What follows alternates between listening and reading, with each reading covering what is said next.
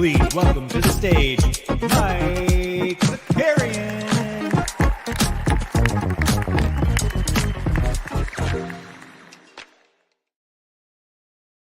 Morning. What's up, everybody? Happy Thursday. Welcome back. A fun one today. We're going to just quickly hit on last night's NBA action. Then we're going to bring on Weisberg, who's going to talk to us about a few things going on in the Weisberg world of hoops. Excited to be back. I think you're fighting a little bit of a bug, I think. Woke up with a little bit of a bug, or maybe we've just talked too much, as this, I believe, is our, what do we do, 2, 4, 5, 6 show of the week, with 3 coming at you tomorrow, plus a couple of in-real-life shows. I think we might just be, we're not used to this high usage rate. We need a load management day soon. Who do we got here in the streets? We got Sneeps here, Jump Shooty, Snoopaloop. Yeah, check your wipers day. Make sure you do that. We the people. I'm going to talk about this in a second. The Common Man's here. Sneeps is here. Ooh, who else? We got Patrick, Coach Stark in the house. Let's go. T-Man's here. Bottom line, good to see you. Do me a favor, if you're just getting here, like the stream. If you're new here, make sure you hit that subscribe. Look, we're at 10,788. So we're just creeping along to 10,800. Soon to be 11,000. We love it. We love it. All right, real quick, before we get into last night's NBA action, I saw We the People's comment about the Kelly Oubre stuff. And I know conspiracy stuff is fun. It's nice to get into the weeds. Let's just real quick. My guy just moved to a new city, right? He hasn't been in Philadelphia that long. For those of you that live in the sticks, it's pretty easy to be like, oh, yeah, there's Main Street, and then there's Thompson Circle, and then there's Canal Ave, right? That's like the 3 streets you have. If you live in a city, there's just like I'm in Astoria, right? And there's 23rd Street, but there's also 23rd Ave. And if you go 1 block further, there's 23rd Lane. So it's very confusing. Philadelphia, very similar. Lots of stuff going in and out. He got hit by a car and then was asked by the police, where did you get hit by a car? He had a broken rib. There's nothing to it. Maybe he said Thompson and it was Carter, right? That's probably what happened there. The poor guy had to release his Ring camera footage showing him coming back with his bike and a broken rib. Guys, I promise, it wasn't like, yeah, dude, he was doing heroin on 4th Ave, but he didn't want anybody to know he was doing heroin on 4th Ave. I promise. If you got hit by a fucking car, it might be tough to tell him exactly where you got hit by that car immediately after getting hit by said car. So I don't know. I would pump the brakes. I'd pump the brakes before it'd be like, did he get touched? And he didn't want to say he got touched. Like, let's just, let's calm down on Oubre. Fucking Nick Nurse is answering questions about it in the press. Well, I believe my guy Kelly. Of course you do, because he got hit by a car. God, we're asking the guy who got hit by a car, like, hey, where did you, like, who cares? Unbelievable. You know what you should care about? You should care about Joel Embiid trying to be able to back down Al Horford. That's what you should focus your questioning around, not Kelly Oubre getting hit by a car. Get well soon, Kelly Oubre. Fucking psychos of the internet. All right, let's get into some of last night's NBA action, shall we? Also, tomorrow, just a reminder, 3 shows coming at you tomorrow. NBA Bit will be back at 9 a.m. I'm sure it's going to be a condensed and weird one. in the morning because we only have 2 games tonight. And then we'll have the Underdog Happy Hour makes its triumphant return at 3 p.m. And then 5:30 we'll have live before lock. I think we'll have it with George and Ghost as TST is still prancing around Portugal. Yeah, Matthew Harrison. Is Kelly Oubre DeMar Hamlin? Here's my thesis. Right? That's the energy the internet loves to bring. And honestly, it's on us for engaging with it. I just couldn't believe Oubre had released his ring cam footage. What are we doing? All right, let's go. Celtics Sixers last night. This was pretty fun.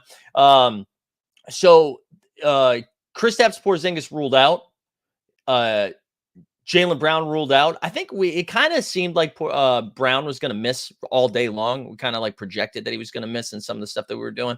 I was kind of surprised by the Porzingis one, and I think the most shocking thing of the whole game was that Embiid played the back-to-back after being questionable on the front end of the back-to-back. He was questionable both days. He got a late Q tag yesterday. I think around 2 p.m. They were like, "Oh, Embiid's questionable tonight," and then ended up suiting up. So this is the Celtics win this game 117-107. And if you are a Celtics fan, you're like, dude, we just beat the supposed best team in the Eastern Conference without 2 of our top 5 or 6, right? If you're the Sixers, you can be like, you know what? We just played the Pacers, who were running 17 miles a game, right? They're just fucking zipping around. They're on a back-to-back. So you're like, whatever. Both teams should feel fine. The one interesting thing about that I found was Maxey was put on Drew Holiday early in the game. And Drew Holiday is like, call me Big Daddy when you back that ass up. He was just backing it down on Maxey early in the first quarter. Just back that ass up. And then went in there. Holiday's defense was incredible in that game.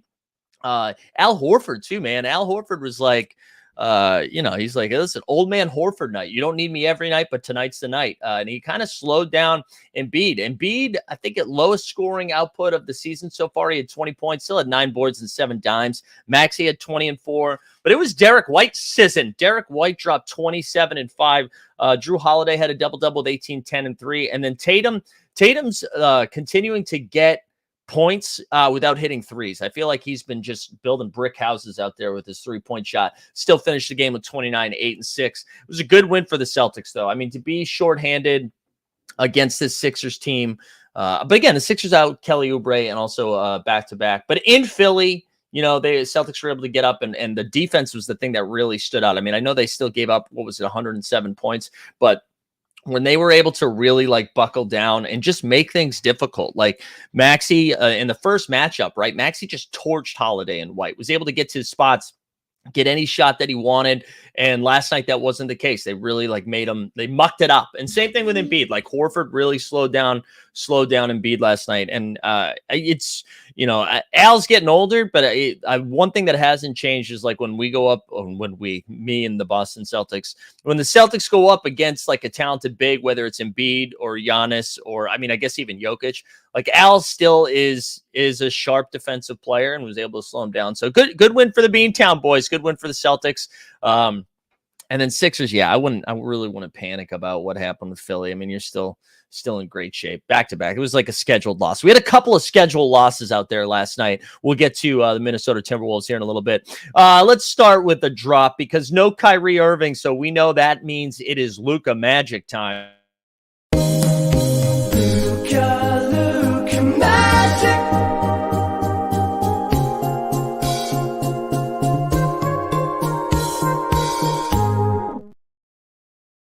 I don't know if it's like this for you guys right now. My videos are on a little bit of a delay there. I don't know if you saw me go what the fuck? But yeah, I don't know what's going on. But anyways, yeah, Luka ball 26, 10 and 7. Derek Jones Jr. had 20 and 7. Timmy had 31 off the bench. That was the one bet that I felt like I hit last night. Was his over was at 16 and a half when I found it. And I was like, come on, dude. He gets 17 a night without Luka and Kyrie there.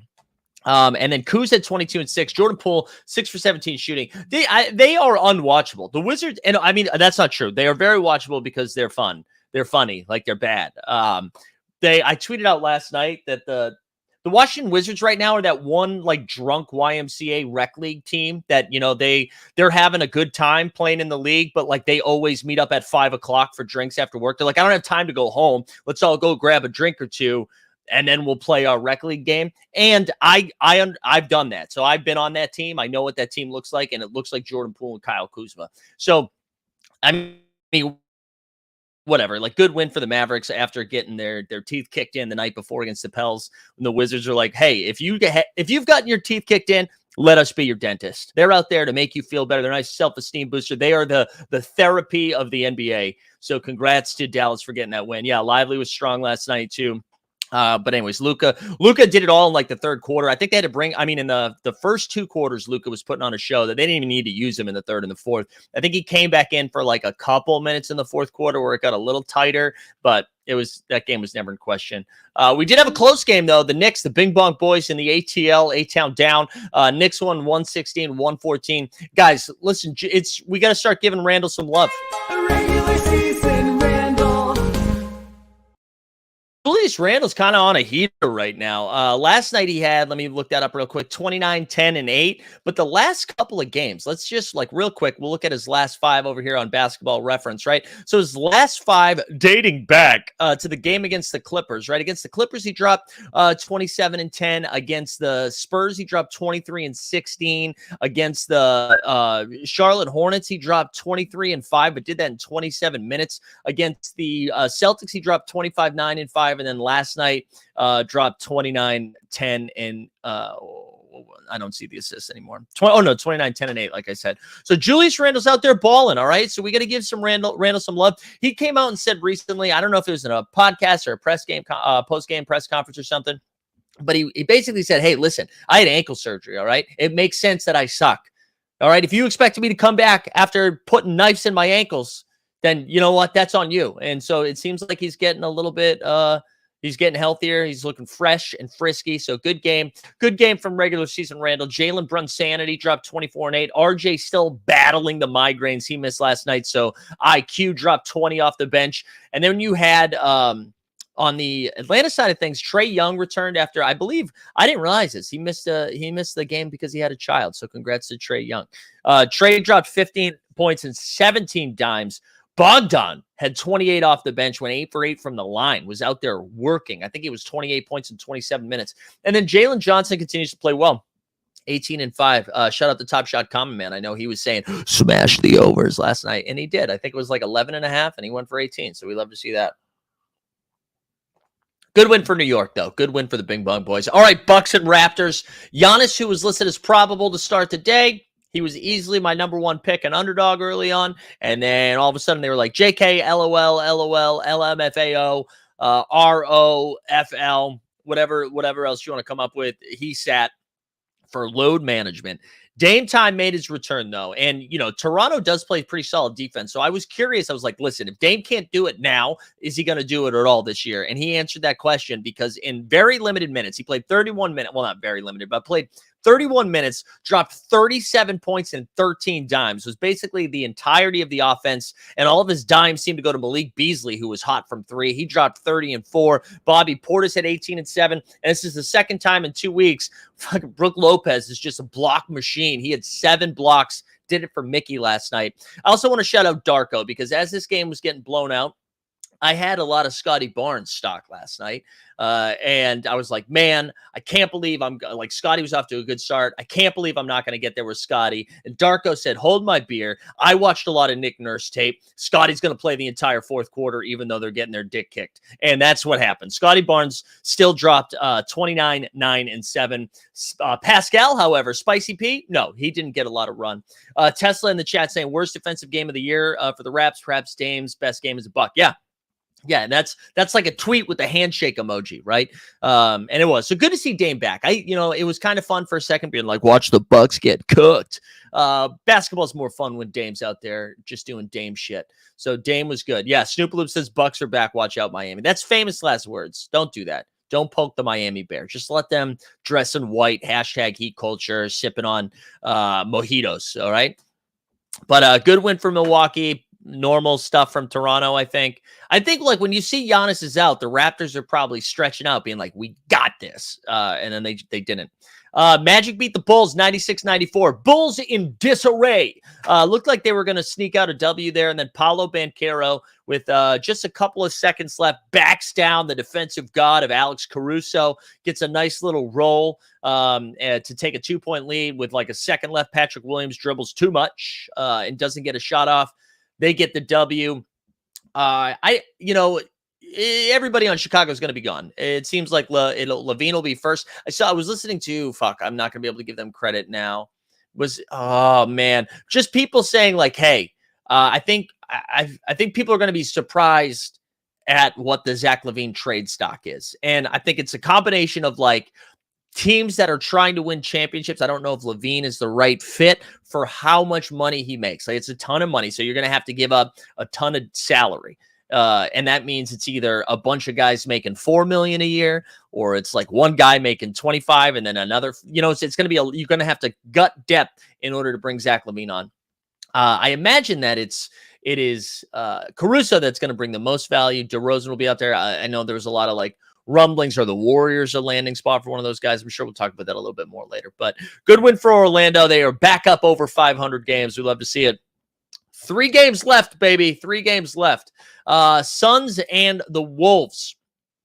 I said this earlier in the day that I was kind of staying away from Ant-Man and underdog stuff because I thought this was a scheduled loss. Like, I don't think this is an indictment on Minnesota or that Phoenix is back, baby. But I was like, dude, they just played 2 very competitive games against the Warriors. They got in a fight in one of them.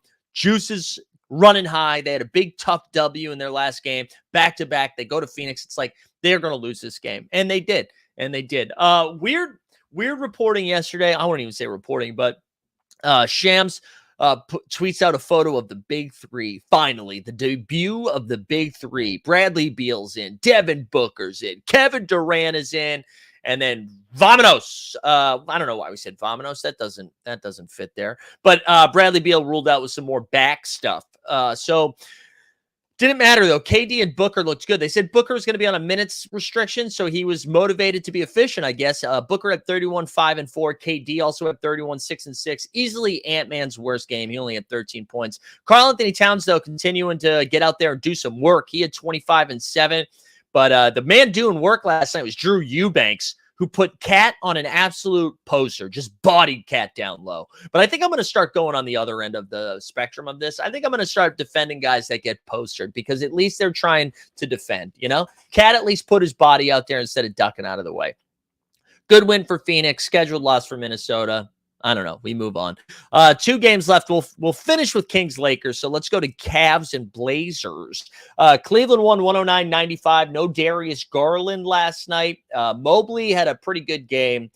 He had 21 and 12. A handful of blocks too. Doing a little bit of everything. Honestly, was showing. I know we like to say he's got no bag. He was showing some bag-like things. So shout out to Portland Trail Blazers for making you feel like you got a bag again. Donovan Mitchell had 34, 6 and 4. Karras gave him 17 and 8 off the bench. Nobody really did anything for the Blazers. Jeremy Grant had 17. Sharp had 11 points on 2 of 12 shooting. Is Mobley a bust? No, Mobley's been playing like really good basketball. I mean, Mobley's not Jokic. Like, he's not out there whining and dining with the ball and stuff. But I mean, he's one of the better defenders in the league. And he becomes a great player if he can extend his range. I wouldn't say he's a bust though. I mean, maybe he's a bust because Bill Simmons was like, he's the next Tim Duncan. Right? He said that before he played a game, I think, or like 2 weeks into the season. Maybe that's why he seems like a bust. But there we go. Yeah, finally a game where he created a couple. Yeah, I know we're saying this jokingly. He really did. There was a couple of and I think because the bar is so low, the bar was so low for him to look like he had a bag. He really did have a couple of really nice moves. Anyways, there's no Time Lord. He's out for the year. Brogdon, it looks like, is going to be coming back soon. He was questionable heading into last night. Still no Scoot for another week or so. Simons is still out for a little bit. So whatever. Dumpster fire. Last game of the night, like the motherfucking beam. The Kings won 125-110. Dude, Sabonis took it to Anthony Davis. Now, one thing to put out there, listen, same thing with the Timberwolves, right? This was a back-to-back for the Lakers. The Kings are fresh. Fox is fresh. But man, Sabonis just took it to Anthony Davis. AD got dinged up early in the game, so he's been battling that hip abductor, right? He missed a game, and then he came back, was a little rusty. Then he looked like Bill Russell. And then last night he got hit early in the game, and he just didn't see, like, he only took 9 field goal attempts, and he finished the game with 9 points. 9 points, 9 rebounds on 9 shots. Like, it was kind of a bad game from him, but Sabonis was just bodying him down low. Sabonis had 29 points, 16 boards, 7 dimes, 4 stocks. De'Aaron Fox, just the fastest man alive. Doc Rivers, man. Doc Rivers took a Viagra before that game because he was hard as hell talking about De'Aaron Fox. But Fox had 28, 5, and 5. And then Kevin Huerter had 28, 7, and 4. Also, shout out LeBron. This game looked like it was out of hand. They were down like 26 at one point. Heading into the fourth, Darvin Ham was like, hey, what if we put AD and LeBron out there for the first 5 minutes and see what happens? And LeBron took over, finished the game with a triple-double, 28, 12, and 10. Also had 5 stocks to boot. And then they got it down to, I think they got it down to like 8 at one point. Maybe it was 12, something like that, where it got a little spicy. And then, Keegan Murray had a couple of big plays in the fourth quarter. Good win for the Like the Beam Bros. That was last night's action in 20 minutes, baby. In 20 minutes, that was all last night's action.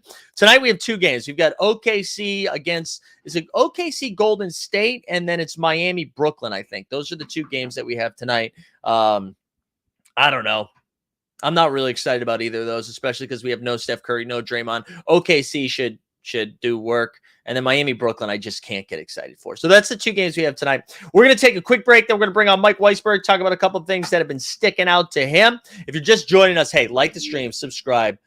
There's no giveaway. I was going to say hashtag something. There's no giveaway. Let me take a quick break. We'll do a So Rare ad read, and we'll come right back. Today's NBA Bit is brought to you by So Rare. Daily fantasy sports is annoying. Constantly paying attention to injury news, who's starting, who's sitting, and just having to remember to enter your lineups each and every day. With So Rare, you just have to enter your lineup once for each game week. And instead of having to pay an entry fee each time you enter a contest, with So Rare, once you buy your cards, the tournaments are free. Each game week, you'll have a chance to win more card rewards to bolster up your roster. And this year, So Rare is introducing cash prizes. So sign up for So Rare today using the link in the description, and they'll start you with 20 free common cards. And by using our link, once you buy 5 cards from auction, they'll give you a 6th one free. So sign up for So Rare today and see if you can take down Mike Sorarian. All right, welcome back. We got Weisberg with us. Mike, how we doing, man? We're back, baby. Mike, we're back. Thanks for getting up early today, dude, and for the playback work. Playback is back on Friday for some more in-tournament action, right? Yes. Friday, I believe we have Zion, and what was the game that I posted to you this week? Yeah, here I can pull it up. You got is it the Nuggets and the Nuggets and the Pels? Yep, that's what it is. It'll be fun. I'm pretty excited. Snapes and I have been putting in work over there. It's been a fun last couple weeks. For those of you who are in chat, come hang out. Yeah, go watch playback. Go sign up. We're I think just at 525, maybe just north of that. Yeah, we've added about 10 members over the last 2 weeks, so we're getting it's great. It's great. All right, so this is what I figured we could do. When we talked about you jumping on again today, why don't we? I was like, just what are some things that have been sticking out to you first couple of weeks in? So take it away. What's number one? I think we got to talk Dre first. I know you didn't talk about it in the open. We were saving it for this discussion. Yeah. It's mind-boggling that we're here again, right? On some level, we all knew it was coming. And the funny thing was with the Warriors, right? I'm not gonna victory lap yet. So I'm starting to walk the track a little bit. Like I'm not quite there in saying that my take that I thought the Warriors should be closer to a 6th seed, right, than what a top three team, a real title contender. But like, they got real issues. And while Draymond has played really well, he's played well in the minutes that he's played in. And that's going to be the problem here. And his behavior has become increasingly unacceptable. And when we talk about the incident with Gobert, the frustrating thing to me, and look, I don't like people moralizing about the NBA because I think it can get very weird. But like, he very clearly went after Gobert because it was Gobert. This wasn't about standing up for you, guy. This wasn't about like Rudy Gobert might have had his arm around Clay in one frame. No, Right. he saw Rudy Gobert like trying to pull his guy away, and he saw a chance to take a shot, and he took it. Like, that's all this is. Let's Yeah. be very clear. They don't like each other. There's a long history of them not liking each other. Yeah. Draymond I mean, saw an opportunity to take him out and did it. I think I think it was No Dunks who talked about it a little bit yesterday, where if you, I think just like watching his own teammates' reaction to what was going down and Steve Kerr's reaction, that kind of says it all, right? Like nobody was like, "Yeah, get him." Like everybody was like, "Hey, what are you doing, man? Get off him!" Like it was kind of eerie watching it. But yeah, we haven't even said yet. So Draymond got suspended 5 games. Right? I was thinking it was going to be in like the 3 range, and I thought that would have been like the cap of it. 5 was, I imagine, had a lot to do with previous behavior, conduct detrimental to the team, if you will. But yeah, 5 games for them, and that's I know it's early in the season. I believe they're 6-6 right now. They have OKC tonight. Steph's missing tonight's game. I guess he misses maybe 1 more game, 2 max, but they said it wasn't too serious, so hopefully he's back soon. But it's Draymond, 5 straight games with Draymond, and I mean, he is, he's their second best player right now, and that speaks more to what's been going on with everybody else on the team, like Clay, Chris Paul, Wiggins. They've all been like pretty bad, and so now you're down Steph, you're down Dre. I mean, like they're going to be, down in like Clipper territory for the next couple of weeks, and they're going to have to battle themselves back. But yeah, the Draymond stuff's weird, and it's just it's no longer surprising. It's no longer, fun. Like it's, he's kicking people in the balls. That makes me laugh. Like I can watch that. And then I think the Sabonis stomp you can like justify in a couple of ways. We're like, well, he was kind of tangled up a little bit. It was back, whatever. This one was. I don't want to like overreact to it and be like, "Ooh, this is a darker one," but it just felt different. Well, to your point on Kerr, the fact that Kerr had to keep saying "let him go" and walked with him saying "let him go" is a problem.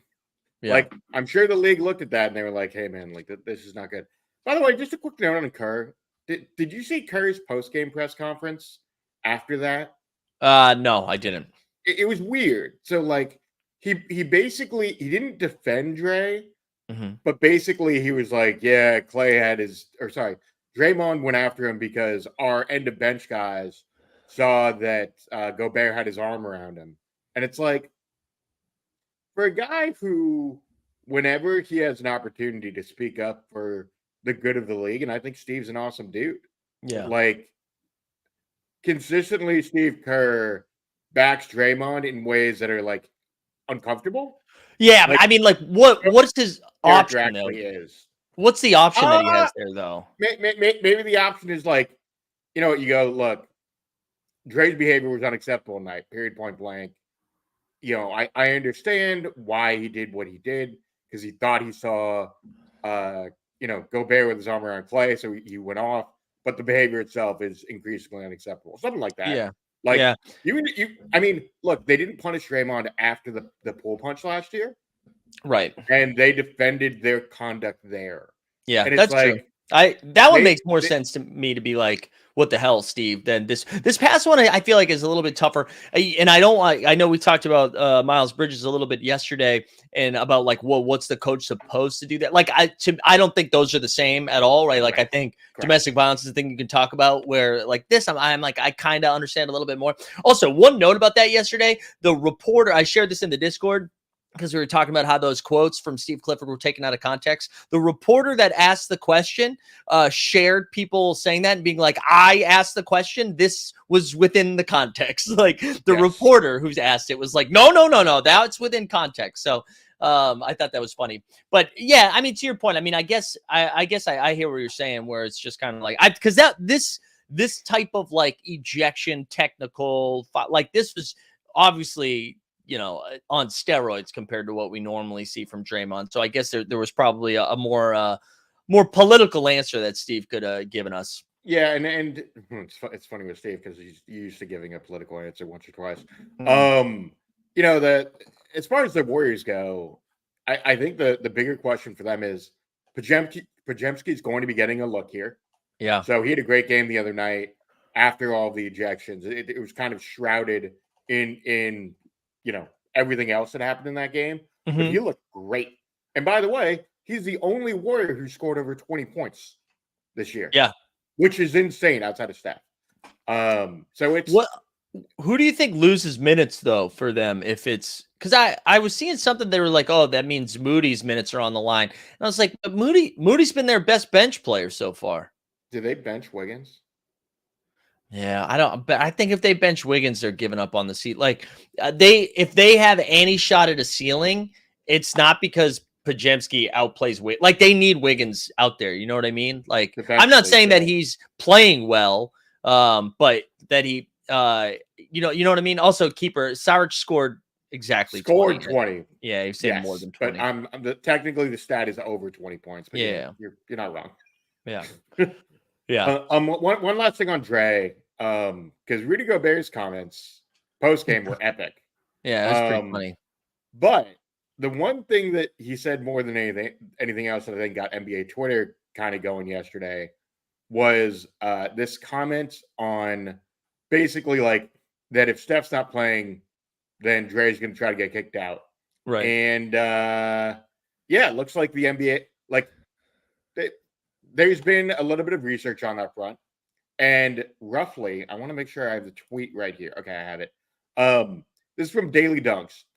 Green has been ejected in 9% of his games without Curry. 7 out of 74 in that span. He's been ejected in 7 of his last 11 games where Steph hasn't played.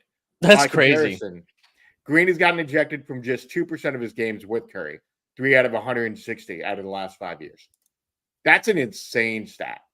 I mean, it's just insane that he's been kicked out that many times. Like that's so many. Like it's usually such a rarity to get tossed from a game, and we're in like we're talking percentages with Draymond.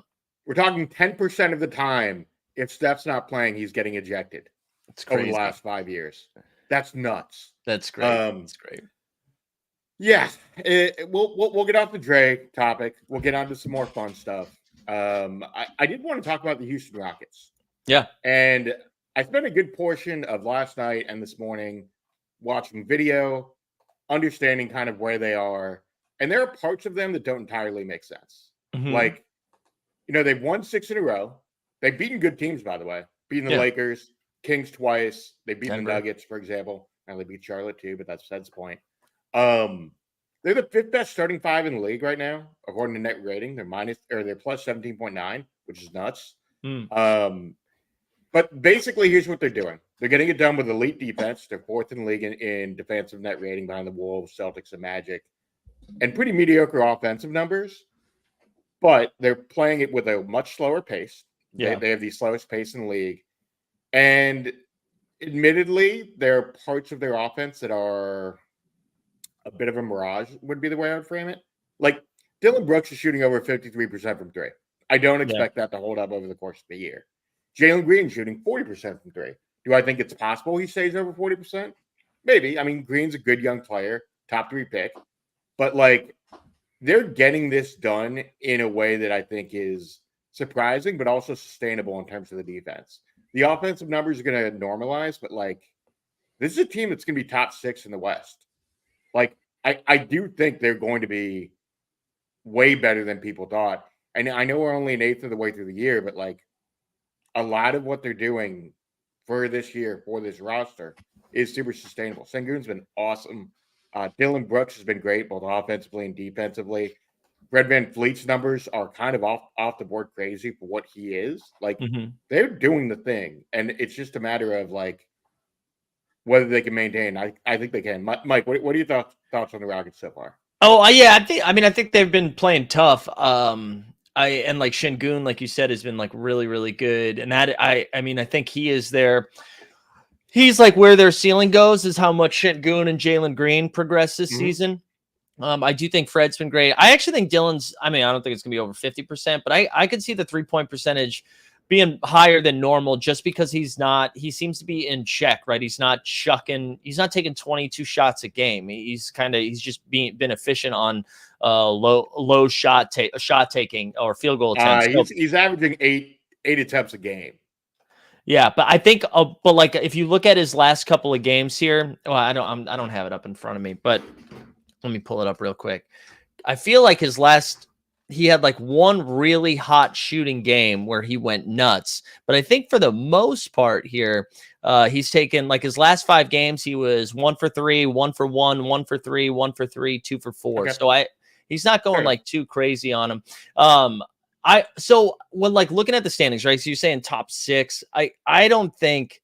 I mean, right now they're ahead of teams like the Thunder, the Kings, the Warriors, the Lakers, the Suns.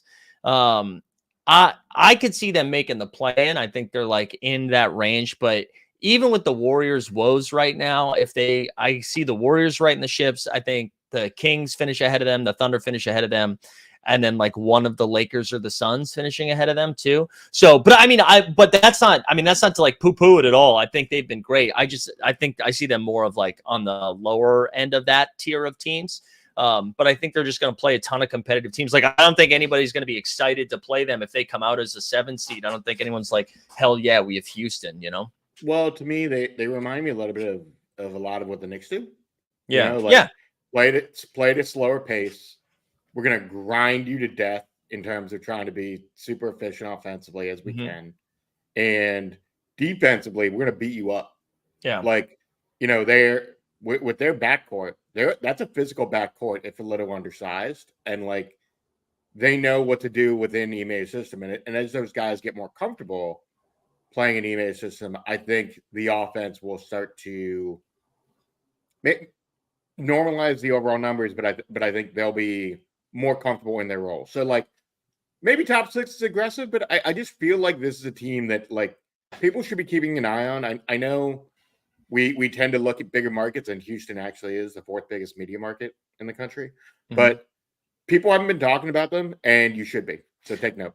Yeah, I think they have an identity for the first time in 4 or 5 years. Besides just being a bad team, I think that's what their identity was. And I think, I mean, they just have. I thought the conversation that Doc and Bill Simmons had yesterday around Houston was pretty good. So if you guys want a further deep dive on it, I thought that was pretty insightful, just about like how, the Ime has been empowered both by like the organization and like just comes with some status. And I think that's made a difference, especially having guys like Dylan Brooks and Fred who buy into a system that it like by having them buy in, you can't have like Şengün and Jalen Green wiling out because like the leaders of the team have bought in.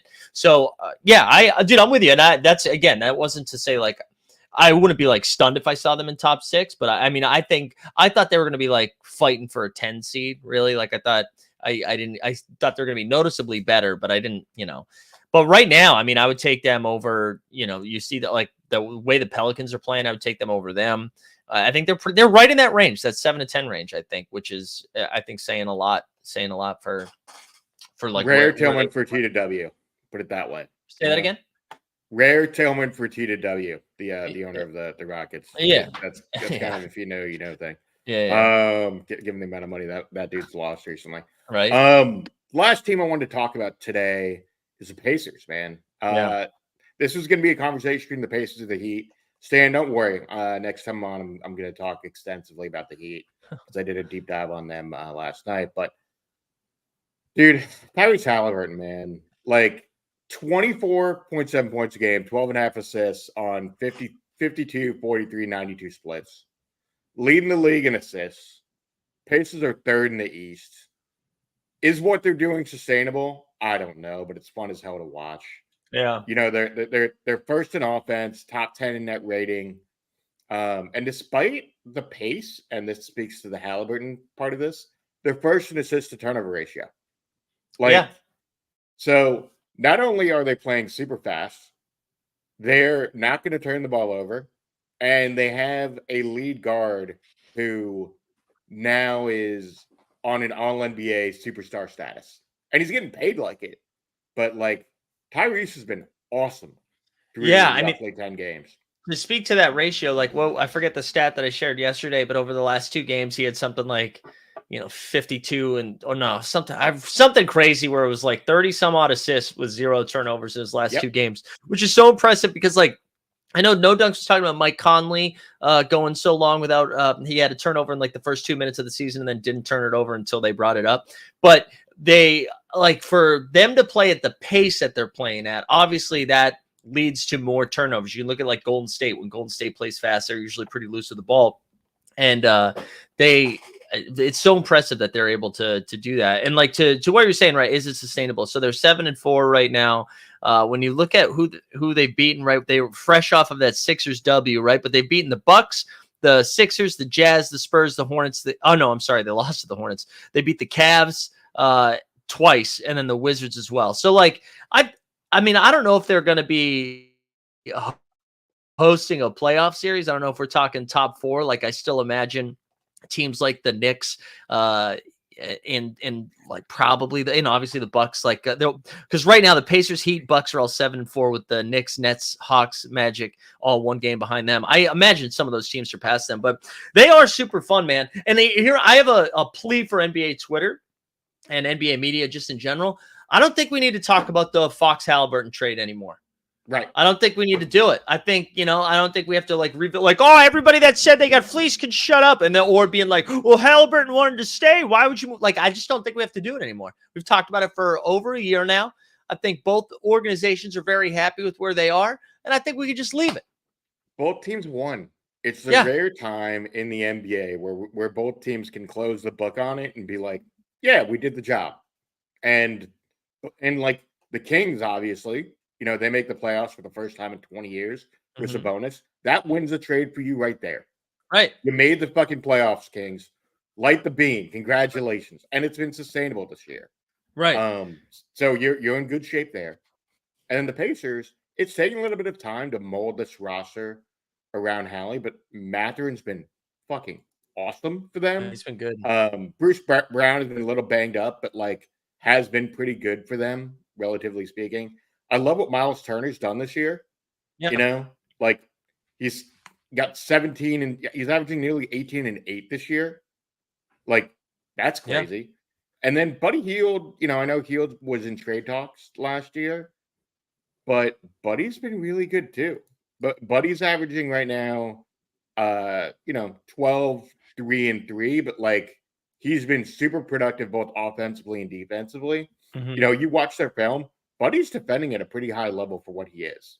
Yeah. He's never going to be a top 5 defender, but what he does really well is he guards in space.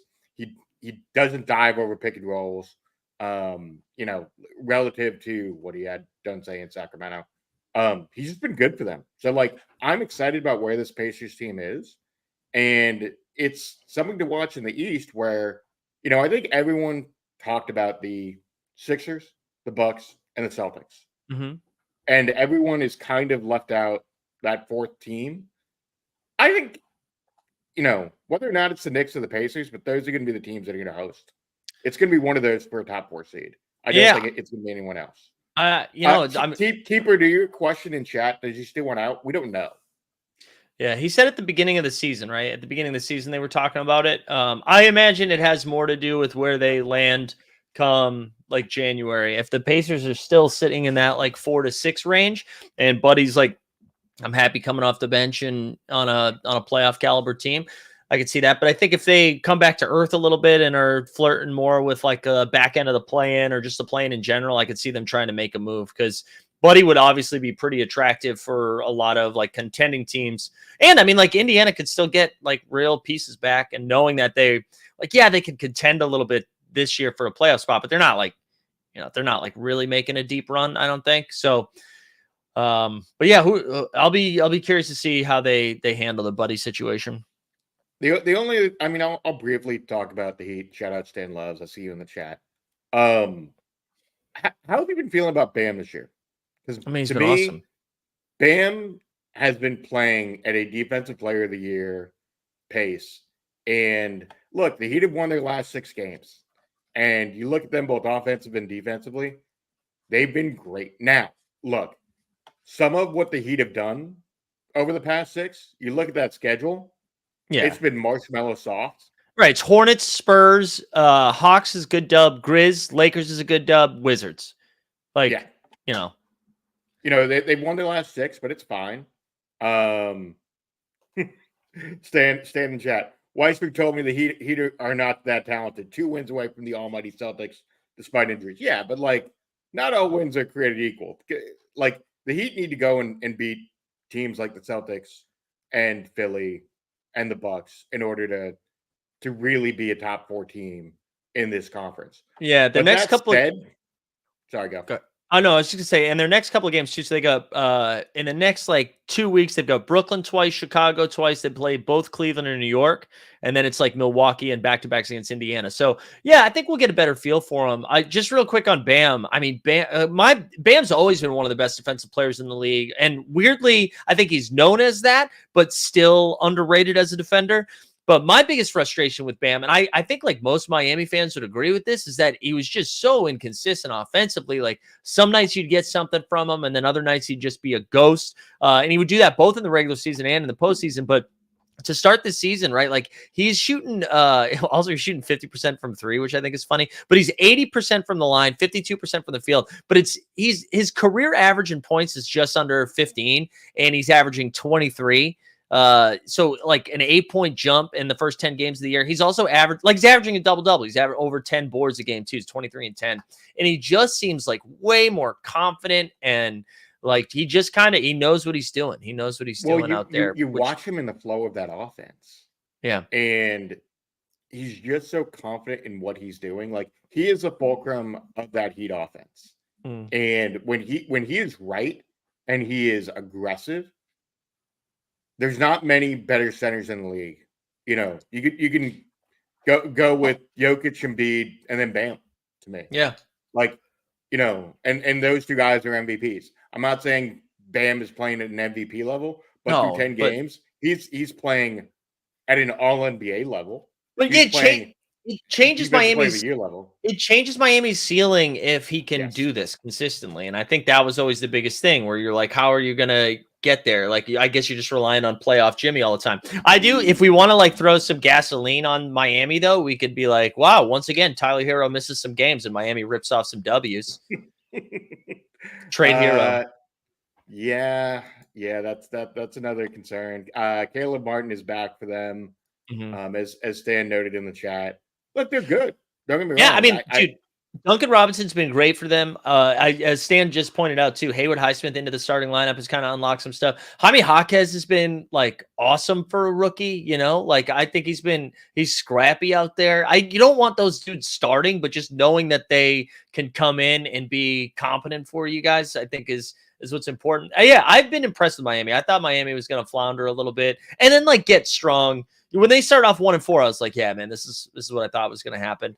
But they've been playing great here down the last few games. But yeah, like you said, the schedule's been kind to him too. So I'm excited to see Hero come back, because Hero's been awesome. I do want to see him come back soon, and I think he's only going to be missing another week, right?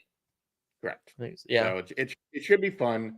You know, I know we were a little more East heavy this morning, but I think those are where the main stories should be right now. Yeah. Like through 10 games of the year, I think the surprises have been Houston, Indy. You know, we can float with Minnesota as well, because Minnesota's been great. Yeah. I think it's sustainable as well. You know, who knows health with them? I think is a big concern to me. Like, can Cat stay healthy over an entire year? Is Gobert going to stay healthy? But like, what they're doing has been pretty impressive too. So I don't know. I'm excited. You know, we're an eighth of the way through the year, and we've seen some amazing stories. Our guy Jason Tatum's on an MVP level. Great win for the Celtics, which is last night. It's been fun. Yeah, I was excited to ask you this, and then I looked at their upcoming schedule, and the answer's right in front of us. But I wanted to say, like, when do you think Clippers get their first W with James Harden, right? So they've lost 6 in a row now, 6 straight, but 5 with James Harden. But they've got Houston on Friday at home, but then they've got a Monday, Wednesday at San Antonio, and you can't lose both of those to the Spurs, right? You have to, huh? I mean, would it surprise us? That would really surprise me if they lost both of those games. I could see them dropping one, like losing both. I mean, San Antonio has looked so fucking bad. I mean, I just don't think I think San Antonio can play one really good game. I don't think they can play 2 consecutive really good games. No. I mean, look, San Antonio, like I've watched a lot of them this year on playback. they're a fun team to watch. Yeah. Defensively, they're a mess. They do, because they're a mess defensively, have to employ a decent amount of zone. Some of that is Wemby too. Like they just like putting Wemby in spots where he can float a little bit, but like they just need to build that roster around him. And offensively, I don't know what they're actually doing. Like, it's a lot of motion and cutting, but like offensively, they're kind of lost. It is rough, man. It is rough, and it's not like fun. Because I was excited to fire up more of the Spurs. Like when I was excited for the Thunder game, and it's just kind of like you said, they look lost. And you have a couple of, it reminds me of a poker tournament, honestly, where like in poker, hours and hours and hours of poker tournaments are the most boring things in the world. And then you have like 2 minutes of insane intensity, excitement, whatever. And then you go back to boring. And that is what it's like been watching Wemby, where it's been just like a full quarter and a half of dog shit. And then you get like 3 good minutes. And what's weird is like, I still do like pieces on that team. Like I like Keldon Johnson. I like Jeremy Sohan. Devin Vassell's been awesome. Like his shooting numbers have been great, but man, I just, they're just so bad. So what we're doing is we're comparing, the Spurs to Phil Hellmuth losing his shit at the poker table. Is that where we're at? Because that's a great comparison. Good excitement there. Yeah. Whenever Hellmuth loses his shit. Yeah, Phil Hellmuth. I'm trying to actually think of like what the better comp would be, because I feel like Greg Popovich doesn't really show a ton of emotion. So maybe it's more like Phil Ivey, where Ivy is just kind of like stoic and he looks very bored throughout most of it. I'm trying to think who would Phil Hellmuth be, like someone that Draymond probably. Honestly, Phil Hellmuth is probably Draymond. Like very talented, but is obnoxious and just like freaks out and then has to apologize. Although I guess Draymond doesn't apologize. So that's true. At least Hellmuth will sit there and be like, I got fucking beat. It's fine. Yeah. But awesome, dude. Well, we'll have to do this again soon. I know we talk about doing it either every Thursday, every other Thursday. Whenever you get stuff to talk about, we'll bring you on. And so playback dot. No, I'm sorry. Team hold. Wait, what the playback.tv/team hold. There's a link in the show notes. Friday, 8:00 Eastern, 5 p.m. Pacific. You're back. You've been mostly doing like either Tuesday, Thursday, Tuesday, Friday, right? Depending on like the national it's been doing a lot of the national games. Now we've floated with the in-season tournaments and we've done some Monday stuff too. Yeah. I'm just enjoying the in-season tournament.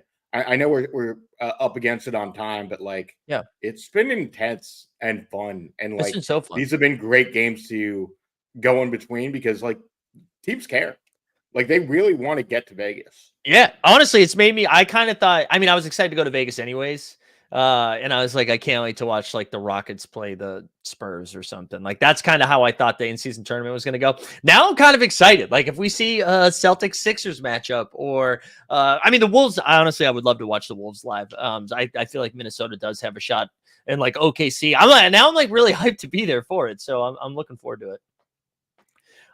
It should be fun. And like I said, come join us on playback.tv/team hold. We're going to be booking some guests soon. There you go. So we got some stuff coming up there, and just come hang out with me and Stapes. Awesome. Weisberg, thanks for coming on, dude. We'll wrap it here. Appreciate everyone tuning in. Just a reminder, that's it for today. Tomorrow we'll be back.